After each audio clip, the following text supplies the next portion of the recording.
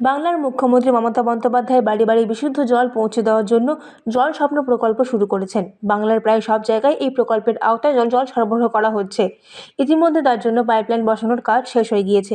বহু জায়গায় জল সরবরাহ শুরুও হয়ে গিয়েছে। ঠিক তেমনই বেশ কয়েক মাস আগে রানীগঞ্জ বিধানসভার অন্ডালের উখড়া পঞ্চায়েত এলাকায় বাড়ি বাড়ি জল সরবরাহ করতে গিয়ে পিএইচই দপ্তরের উদ্যোগে পাইপলাইন বসানোর কাজ শেষ হয়েছে। কিন্তু স্থানীয়রা অভিযোগ জানিয়েছেন যে নামমাত্র জল পরিবহন করা হয়।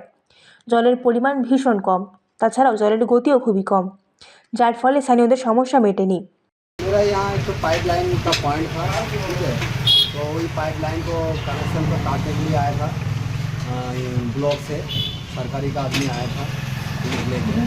तो हम लोग का पाइपलाइन इतना, तो यहाँ तो पाइपलाइन हर टाइम खराब ही रहता है, पानी तो नहीं गिरता। ऊपर से एक दो बार पानी गिरता है, पानी वही यूज करता है हम लोग। बाहर से ज़्यादातर हम लोग बाहर से पानी खरीदते हैं। जो पाइपलाइन जो लगा हुआ था सरकारी तरफ से जो बंद किया, तो क्या पानी उसमें गिरता रहा कि नहीं? रोज नहीं, कभी कभार गिरता था। অন্ডাল থেকে নিজস্ব প্রতিনিধির রিপোর্ট, এএনএম নিউজ।